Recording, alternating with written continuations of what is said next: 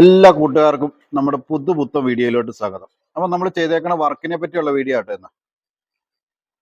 ഇതിനകത്ത് നമ്മൾ ഒരു വീട്ടിൽ ചെയ്തേക്കണ വർക്കാണ്. വർക്കിൽ നമ്മൾ കോമ്പൗണ്ട് വാള് ഫെൻസിങ് ചെയ്തിട്ടുണ്ട്.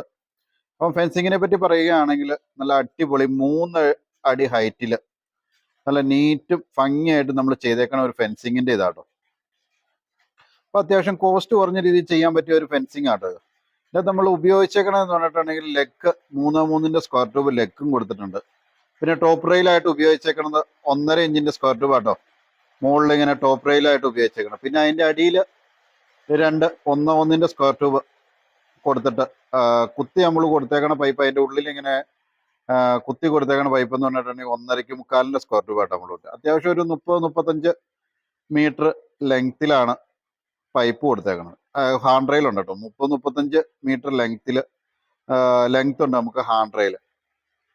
അപ്പം നമ്മൾ നല്ല രീതിയിൽ അടിപൊളിയായിട്ട് വെൽഡിങ് അടിച്ച് അടി കൊടുത്താൽ നമ്മൾ ഉറപ്പിച്ചേക്കണേ എന്ന് പറഞ്ഞിട്ടുണ്ടെങ്കിൽ 5 ഇഞ്ചിന്റെ സ്ക്വയർ ട്യൂബ് നമ്മൾ ആങ്കർ ബോൾട്ടിലാട്ടോ നമ്മൾ ഉറപ്പിച്ചേക്കണം. വീട് ഇങ്ങനെ ഇച്ചിരി ഹൈറ്റിലുള്ള വീടായതുകൊണ്ട് അവിടെ മതിൽ കെട്ടിയ വീട് മറിഞ്ഞു പോകും എന്നുള്ളത് കൊണ്ടാണ് നമ്മൾ ഇങ്ങനെ ഫെൻസിങ് തിരഞ്ഞെടുക്കാനുള്ള കാര്യം.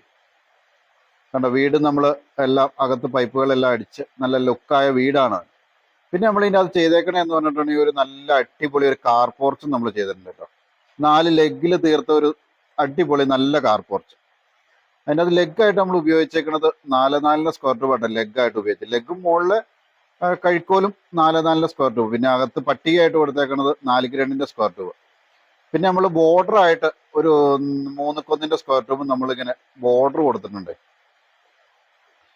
നല്ല രീതിയിലുള്ള ബോർഡറും കാര്യങ്ങളും നല്ല നമ്മളിപ്പോൾ എപ്പോക്സി പ്രൈമറാണ് അടിച്ചേക്കണത്. നമുക്ക് ഇതിൻ്റെ മുകളിൽ ഇനി ബ്ലാക്ക് പെയിന്റ് അടിക്കാനുള്ളതാണ്.